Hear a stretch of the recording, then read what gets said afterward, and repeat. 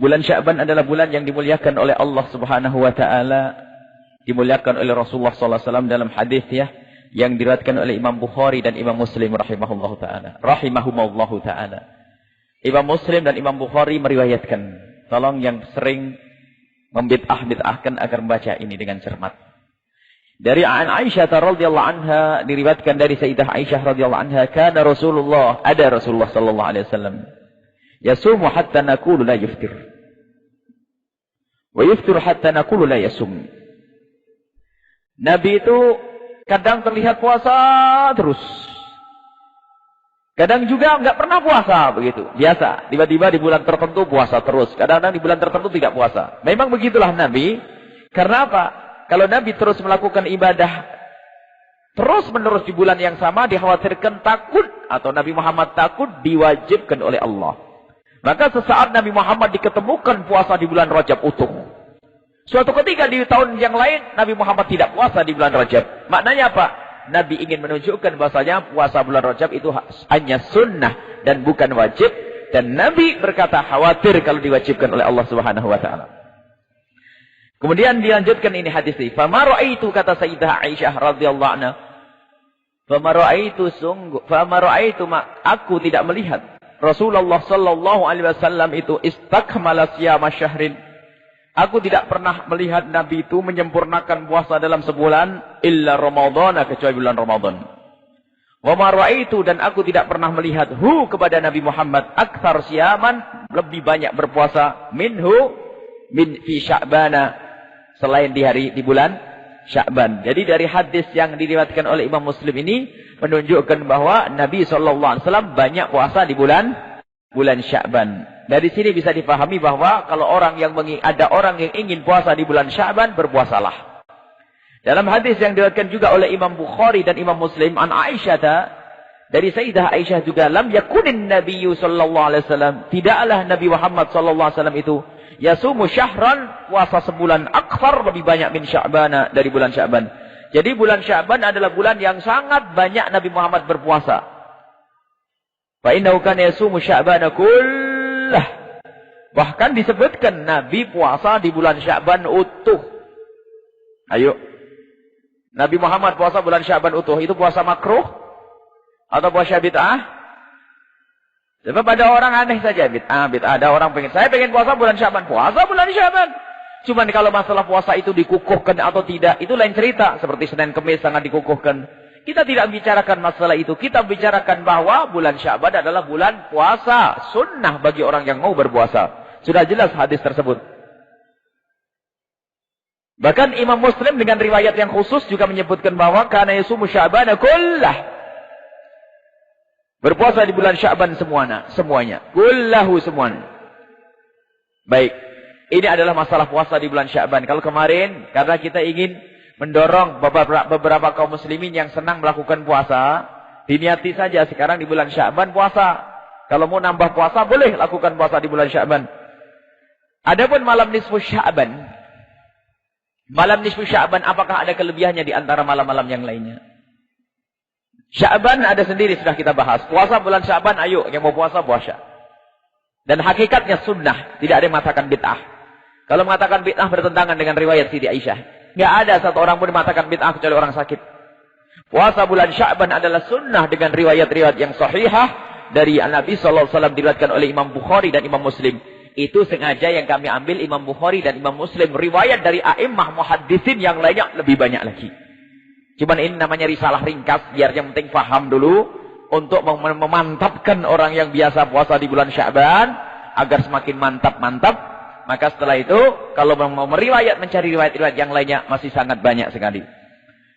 Adapun masalah malam nisfu Sya'ban, bahwa di sini ada riwayat dari Imam Tirmidzi rahimahullahu ta'ala, dan juga Imam Ibnu Majah, Imam Ahmad ibn Hanbal, Imam Ibnu Hibban. Beliau menyebutkan riwayat an Aisyah dari Siti Aisyah radhiyallahu anha. Qalat, beliau berkata.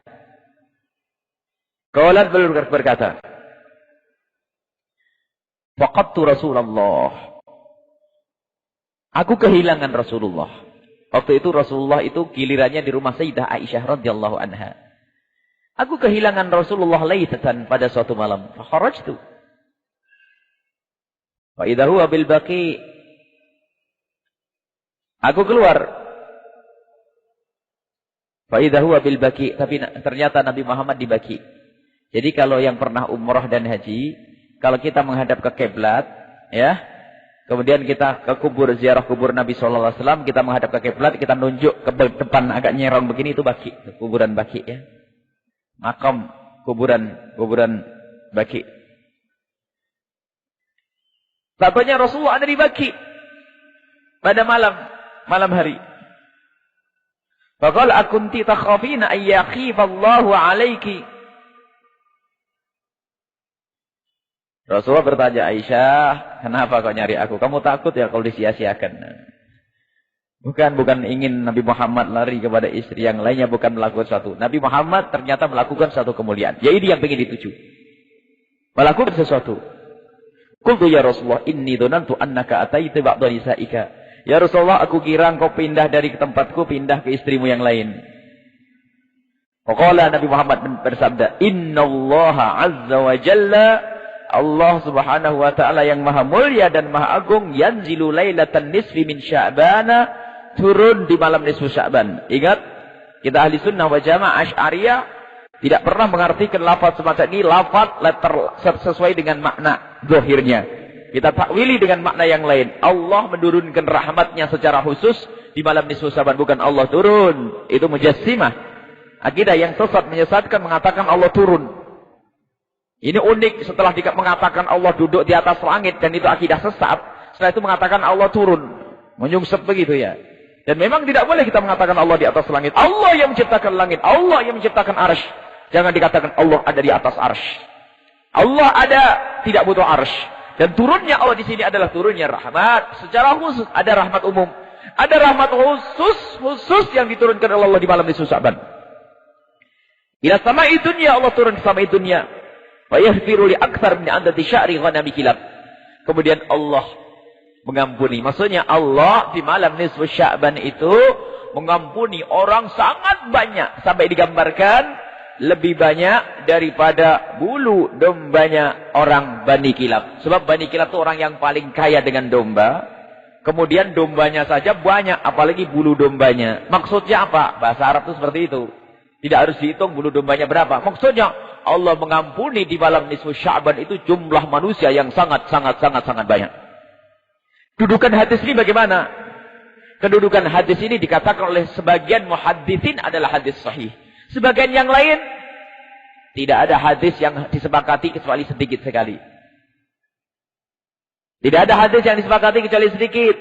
Kalau pengen hadis yang disepakati para muhaddits semuanya, nanti semua hadis bisa dikatakan tidak dipakai. Yang jelas hadis ini ada para a'immah muhadditsin yang mengatakan hadis ini adalah hadis yang benar. Kemudian hadis berikutnya, baik menunjukkan bahwa malam nisfu Sya'ban sendiri ada kemuliaannya. Nabi mengatakan bahwa Allah mengampuni di malam nisfu Sya'ban manusia-manusia yang sangat banyak sekali. Hadis berikutnya diriwayatkan dari Ali bin Abi Thalib. Diriwayatkan dari Sayyidina Ali bin Abi Thalib. Hadis ini diriwayatkan oleh Imam Ibnu Majah dan Imam Baihaqi. Beliau meriwayatkan dari Ali bin Abi Thalib, dari Imam Ali bin Abi Thalib qala. Ini terlepas dari puasa bulan Sya'ban. Ini lain lagi tambahan. Puasa bulan Sya'ban sudah jelas, jangan ragu lagi.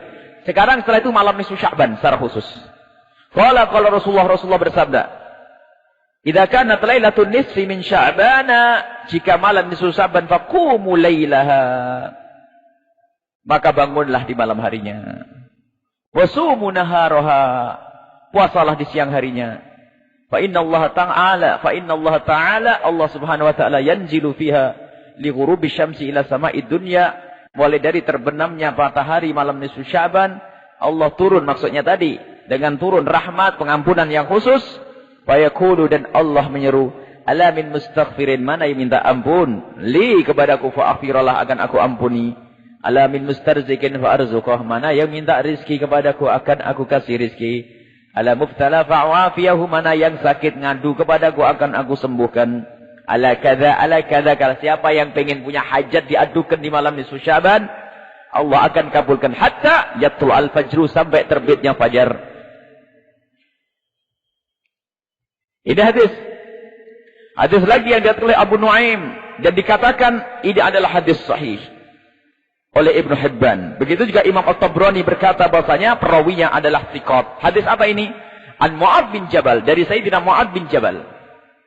Kami ingatkan, kalau Anda menemukan orang yang mengatakan hadis ini dhaif, ketahuilah bahwa hampir semua hadis itu ada imam yang mengatakan hadis ini sahih, yang lain mengatakan dhaif, itu ada.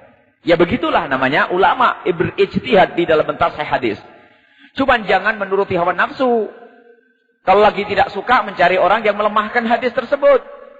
Sehingga ada seorang yang katanya ahli hadis, di dalam bukunya mengatakan hadis ini sahih, dalam buku yang lainnya mengatakan hadis dhaif.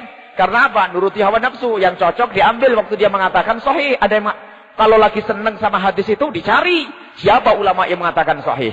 Giliran nggak sesuai, lalu mencari siapa ulama yang mengatakan itu hadis dhaif, itu adalah khianat di dalam mentasih hadis. Kita serahkan kepada para mujtahidin fi tashihil ahadithi. Kita serahkan kepada para mujtahid di dalam mentasih ilmu hadis, mentasih hadis. Imam Bukhari beristihad di dalam mengatakan hadis ini sahih. Imam Muslim beristihad di dalam mengatakan ini hadis sahih. Dan itu kapasitas beliau. Dan itu keahlian beliau. Imam Tirmidzi pun demikian. Imam Nasa'i pun demikian. Ibnu Hibban pun demikian. Ini. Ibnu Hibban mengatakan hadis ini sahih. Imam At-Tabrani mengatakan perawinya thiqat, bisa dipercaya. Maknanya sama. Kalau perawinya adalah thiqat, kalau thiqat benar adalah bisa disimpulkan. Artinya hadis itu juga hadis yang benar. Al-Mu'adz bin Jabal, dari Sayyidina Mu'adz bin Jabal anin Nabi sallallahu alaihi wasallam, diriwayatkan dari Nabi sallallahu alaihi wasallam. Qala yattali'ullahu tabaraka ta'ala ila khalqi, Allah melihat kepada hambanya. Setiap saat Allah melihat. Akan tapi jika diulang seperti ini ada sesuatu. Seperti dalam Al-Qur'an, Allah yandur, melihat. Innallaha la yandur, Allah tidak melihat. Falathatun la yandurullahu ilaihim, 3 orang yang tidak dilihat oleh Allah. Apa maknanya? Ayo. Orang yang tidak mau mentakwil itu akan kesesat waktu menyebut misalnya inna thalathatun la yandurullahu ilaihim, 3 orang yang tidak bakal dilihat oleh Allah. Loh, kok tidak dilihat? Berarti Allah. Akhirnya dibayangkan kayak manusia, Allah tidak melihat. Maksudnya tidak dilihat itu adalah tidak diberi kasih sayang, tidak diberi rahmat. Ana tidak mau melihat inti, maksudnya saya marah gitu loh. Enggak melihat. Jadi Allah tidak melihat dong. Berlawanan dengan sifat basir, Allah Maha melihat nanti. Makanya salah satu akidah ahli sunnah wal jamaah manhaj tauhid, menyerahkan kepada Allah jika ketemu hal ayat-ayat atau hadis-hadis yang seperti ini. Yang kedua adalah dengan takwil. Ini kita takwil. Allah yattali. Ini. Allah akan melihat kepada hambanya. Melihatnya apa? Maksudnya melihat secara khusus. Lailatul nisfi min Sya'ban, di malam nisfu Sya'ban. Wa yaghfiru li jami'i khalqihi, maka akan mengampuni semua hambanya. Illa li musyrikin, kecuali orang musyrik yang menyekutukan kepada Allah, au musyahinin, orang yang punya sengketa hati, kebencian dan permusuhan dengan orang lain. Maka sangat pantas kalau di malam itu digunakan untuk kita saling bermaaf-maafan. SMS-nya mohon maaf di malam ini, maafkan aku. Yang punya musuhan sama yang lainnya, ayo minta maaf. Nah, ini digunakan seperti ini. Musyahin, kalau ada kebencian, dendam dengan sesama, tidak akan mendapatkan pengampunan yang dibagi-bagi oleh Allah Subhanahu wa taala. Baik, ini adalah di antara riwayat-riwayat yang menjelaskan bahwa malam nisfu Sya'ban ini adalah malam yang luar biasa. Adapun komentar para ulama tidak bisa disebut satu persatu, terlalu banyak karena ini muqaddimah ringkas. Kalau pengen sempurna ada bukunya, nanti dilihat ya. Dilihat. Baik, kemudian amalan apa yang semestinya dilakukan malam nisfu Sya'ban? Amalan yang perlu dilakukan di malam nisfu Sya'ban adalah tidak ada amalan khusus yang diperintahkan atau diajarkan untuk malam nisfu Sya'ban. Artinya, semua amalan yang sunnah dilakukan di luar nisfu Sya'ban, maka sangat sunnah jika dilakukan di malam nisfu Sya'ban.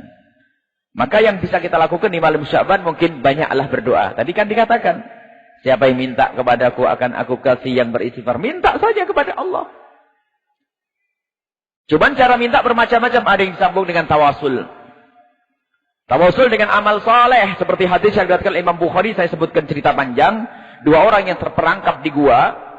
3 orang yang terperangkap di gua, lalu tertutup pintu guanya dengan batu.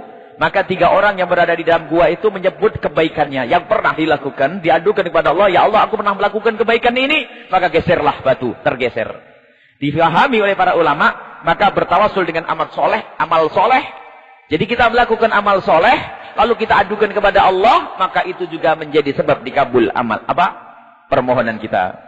Amal soleh apapun, yang punya duit sedekah 100 juta, ya Allah kabulkan hajatku. 1 juta, ya Allah kabulkan hajatku. Melakukan sholat 2 rakaat, ya Allah kabulkan hajatku. Bisa. Yang penting amal soleh, amal yang baik. Inilah yang banyak diamalkan oleh para kaum muslimin. Tapi itu tidak ada hadis khususnya. Misalnya ada yang dengan membaca surat Yasin. Sekali, 2 kali, 3 kali, 10 kali pun boleh. Memang tidak ada anjuran khusus baca surat Yasin. Cuma tidak dilarang. Yang menjadi bermasalah itu orang yang mengatakan baca Yasin bid'ah. Kok baca Yasin bid'ah, baca Quran juga bid'ah? Itu kan sakit. Baca Yasin 3 kali. Yang pertama semoga panjang umur. Yang kedua semoga rizkinya banyak. Kan begitu? Itu adalah termasuk tawasul dengan amal soleh. Bacaan Yasinku itu, ya Allah semoga kau jadikan, dengan bacaan Yasinku itu kau jadikan aku panjang umur ya Allah. Rizkiku banyak. Nah, itu diantaranya. Atau membaca surat Tabarok. Atau membaca sholawat. Atau berzikir. Ini adalah cara yang diajarkan oleh Nabi SAW secara umum. Di dalam berdoa. Kemudian juga dengan tawasul dengan orang-orang soleh yang telah meninggal dunia. Atau dengan Nabi SAW. Dalam hadis yang ada oleh Sayyidina Uthman ibn Hunayf. Ada hadis tawasul. Tawasul doa bid tawasul. Bukan tawasul bid doa. Jadi memohon kepada Allah. Isinya ya Allah. Dengan pangkat kebesaran Nabimu Nabi Muhammad. Maka kabulkan hajatku ini Allah. Dengan kemuliaan yang kau berikan kepada si fulan. Maka si kiai ini atau wali ini. Maka kabulkan hajatku ini juga boleh. Tawasul seperti ini. Cuman biasanya membaca apa? Yasin ya. Baca Yasin. Ini hanya beberapa doa yang perlu dicermati secara akidah. Maka kami tidak membawa beberapa doa yang kadang mungkin maknanya perlu banyak dijelaskan. Sehingga paling enak berdoa masing-masing saja. Apa yang anda kehendaki Allah dalam hadis tadi riwayatnya adalah minta apa saja. Ala kada, ala kada, ala kada, ala kada. Siapa yang punya keinginan ayo adukan di malam nisfu Sya'ban. Kemudian memperbanyak istighfar di malam itu. Istighfarnya bebas. Untuk memenuhi perintah Allah Subhanahu wa taala, istaghfiru rabbakum innahu kana ghaffara. Mohon ampunlah kepada Allah. Sungguh Allah Maha Pengampun. Dan setelah engkau memohon ampun kepada Allah, lihat apa yang kau inginkan. Yang ingin punya anak, punya anak. Yang ingin punya pasangan, dikasih. Dijawab oleh Allah. Yursilis sama alaikum midrara. Akan diturunkan hujan dari langit oleh Allah. Wa yumdidkum bi amwali. Allah akan berikan kepadamu harta. Jadi istighfar itu mengundang kekayaan. Wa banina anak. Kalau anda banyak istighfar akan diberi oleh Allah anak, insya Allah yang belum punya anak, banyak istighfar khusus. Istighfarnya bukan istighfar biasa. Istighfar khusus dengan niat khusus. Khususnya di malam khusus. Kayak nisfu Sya'ban ini. Nah kalau saya belum punya istri, kalau istighfar gimana punya anak? Tenang aja, pokoknya baca istighfar nanti bakal dikasih anak. Caranya gimana? Ya Allah kirim istri dulu, kok pusing, repot bener ya. Makanya baca istighfar yang belum punya jodoh ini. Istighfar yang banyak malam nisfu Sya'ban. Jangan malam nisfu Sya'ban, toh. Kalau istighfarnya hanya di malam nisfu Sya'ban tok, nanti ibadahnya waktu belum nikah tok, setelah nikah bubar ibadahnya. Sudah dapat, ngapain doa-doa lagi begitu? Ya saya begitu, rajin ngaji, dekat sama kiai belum nikah. Nah, kalau dekat ya sama kiai gara-gara pengen nikah, ketahuilah setelah nikah jauh lagi, sudah dapat, ini musibah. Baik, istighfar. Wa yaj'al lakum jannatin. Allah akan berikan surga. Wa ja'alakum anhara. Ada sungai-sungai mengalir di dalam surga tersebut. Artinya beristighfar. Baik, kemudian lakukanlah salat-salat sunnah yang sudah pasti. Salat sunnah yang sudah pasti. Ini yang harus ditegaskan. Apa yang diajarkan oleh Nabi SAW sudah pasti, lihat. Salat sunat yang sudah sangat jelas-jelas. Mulai dari nama tahajudmu, witirmu. Salat hajat. Hadis Sayyidina Uthman ibn Hunayf hajat. Kalau kamu ya hajat, salat 2 rakaat. Pertama 2 rakaat agar dapat ilmu yang manfaat. Ataunya setelah itu saya pengen anak yang soleh. 2 rakaat lagi setelah pengen anak soleh. Rupa ya bisnisku belum saya doain. Doa setelah itu apa lagi? 2 rakaat.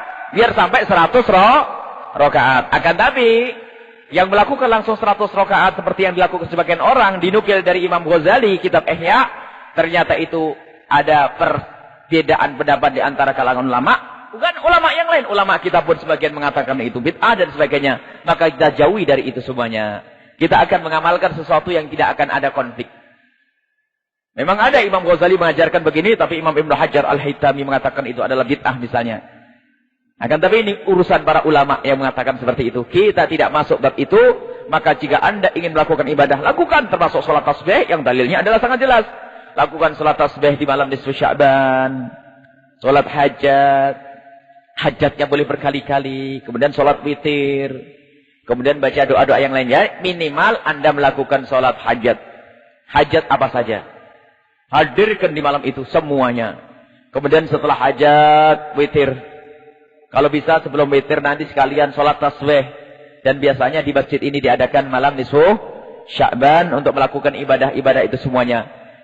Dan kalau kita mengkhususkan malam nisfu Sya'ban kumpul di sini bukan bid'ah, karena Nabi mengisyaratkan mengkhususkan malam nisfu Sya'ban untuk memohon kepada Allah. Dan memohon kepada Allah boleh di rumahmu masing-masing dan juga boleh di masjid. Enggak pernah ada larangan memohon kepada Allah dilarang di masjid bareng-bareng. Cuman orang akhir zaman memang suka usil. Katanya apa? Tidak pernah diajarkan oleh Nabi Muhammad kumpul bareng-bareng di masjid memohon kepada Allah. Itu orang sakit. Nabi itu kerjanya di masjid. Kalau memohon juga di masjid. Beribadahnya juga di masjid. Kok berkumpul di masjid memohon kepada Allah menjadi tidak boleh. Semoga Allah mengampuninya dan berikan kesadaran kepada orang-orang yang seperti itu. Jadi kami menghadirkan risalah-risalah ringkas ini agar menghindarkan kita dari su'udon kepada ulama-ulama kita. Konflik yang menjadikan kita tidak tentram. Jadi insyaallah bagi para asatid wajib mengambil ini. Harus nanti. Gratis kok oleh tim dakwah bagi-bagi gratis. Cuman syaratnya siapapun yang mengambil ini wajib memfotokopi dan membagikan yang lainnya. Nah, enak kan? Masa tidak punya kiprah di dalam membagi-bagikan kebaikan. Jadi yang mengambil wajib memotokopi. Wah, mending tidak usah ngambil kalau gitu. Waduh, mau maju nih, sudahlah. Kalau memang ternyata mentok, suruh motokopi berat, ambil tapi dibaca, gitu ya.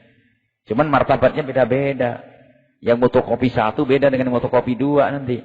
Yang motokopi 2 beda dengan motokopi 3. Yang motokopi 3 beda motokopi 4. Yang ngambil tok, baca tok masih lumayan. Yang bermasalah itu bawa tok sampai di rumah bikin bungkus kacang. Na'udzubillah. Ilmunya menjadi susah manfaatnya.